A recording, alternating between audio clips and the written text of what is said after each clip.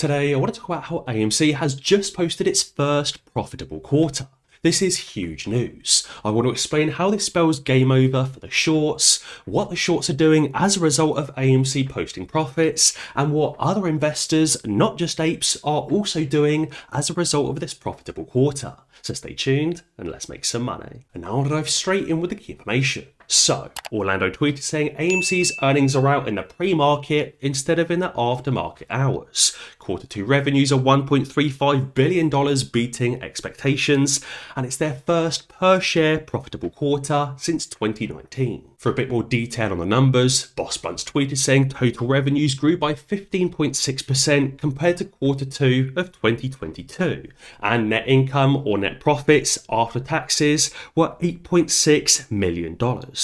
It also means diluted earnings per share of positive $0.01 or 1 cent per share, compared to a diluted loss per share in the past, meaning that AMC is now eligible, as long as their debt covenants permit it, to pay a dividend. And also adding saying Judge Zern is to rule on the court settlement soon, quite possibly this week. And if approved, AMC could proceed with the AMC to ape conversion and reverse split within 2 weeks. Another figure I also found really interesting is that adjusted EBITDA, which is earnings or profits before tax, interest, depreciation and amortization, is now a whopping $182 million.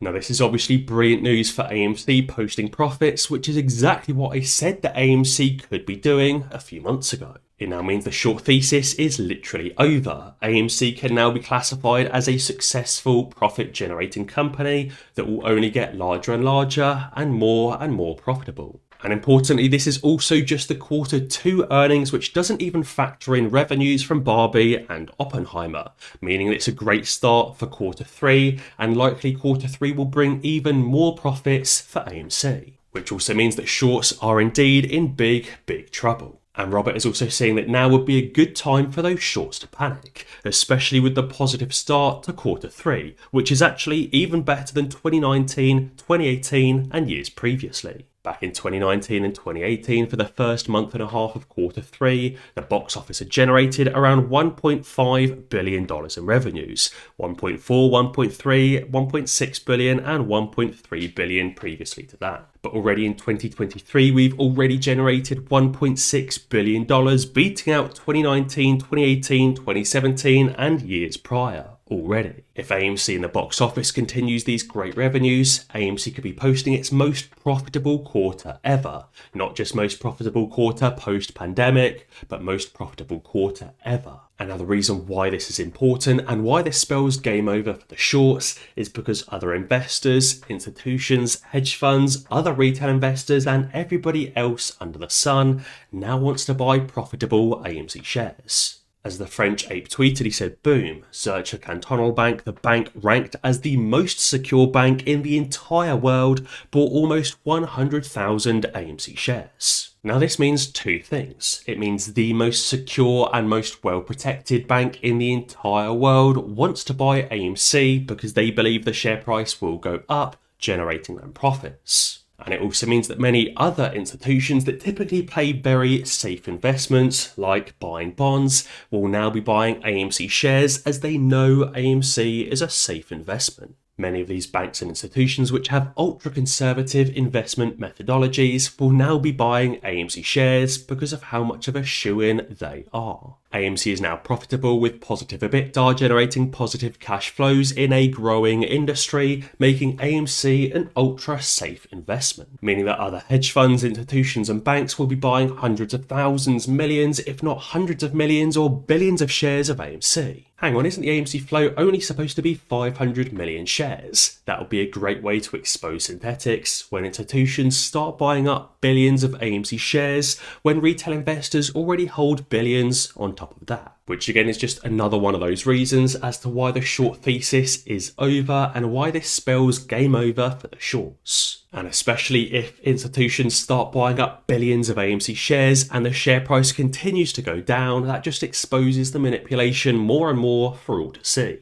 So guys, if you didn't already know, you can currently get a guaranteed free share of Tesla, a $50 cash reward, and up to 15 free shares, which you could always use to buy more shares of AMC, GameStop, or of Ape, All you have to do is sign up to MooMoo using the link in the description below and make a required qualifying deposit. MooMoo is free to sign up, it just requires that temporary deposit, and it's a really great way to help support me and to help support the channel. And on top of that, MooMoo is also very easy to use, has tons of technical indicators and even their own options trading platform. And you may have also seen this post last night saying that AMC's earnings must be good because the hedge funds already have their liquidity hedge in place. Yesterday, on Monday, August 7th, China's Evergrande Group stock rose by 2,400%. Clearly, the shorts were trying to pump Evergrande for some additional collateral that they can use to meet their margin requirements. It also wouldn't surprise me if some of those Chinese IPO stocks over the next few days also end up running by thousands and thousands of percent, because it seems these shorts will indeed be desperate to meet their margin requirements, with more and more institutions buying in and theoretically pushing the price up.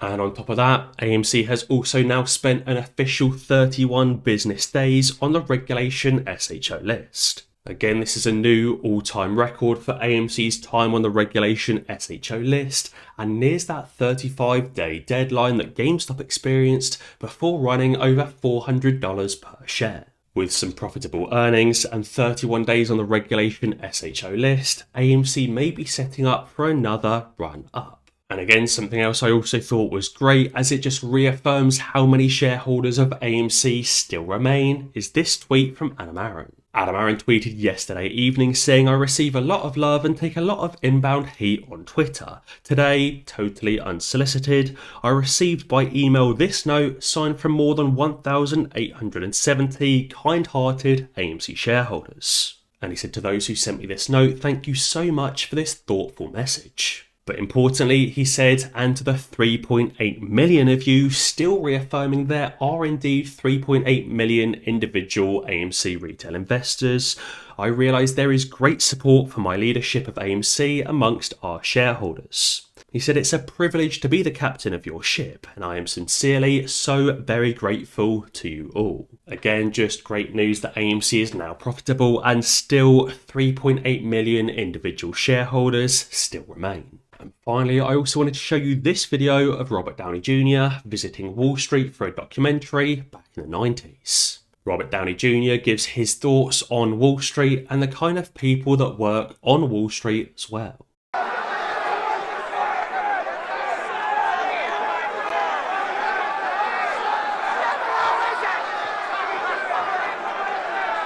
If money is evil, then that building is hell. This is the most obnoxious group of money-hungry, low IQ, high energy, jackrabbit, wannabe, big-time, small-time, talking, bothersome, irritating bunch of motherfuckers I have ever had to endure for more than 5 minutes. Clearly, Robert Downey Jr. does not like those people that work on Wall Street and also thinks that they aren't actually that smart. Many of these Wall Street employees are overly cocky and overly confident on their abilities, but don't actually have that high of an IQ, which I think is exactly what we're also experiencing now. These Wall Street guys think they know it all and they think they can beat retail investors and either convince us or threaten us into selling our shares, but obviously ultimately we will win and the game is up for those short sellers. I am personally very excited to see how many other institutions, banks and hedge funds end up buying AMC shares over the next few months now that AMC is profitable,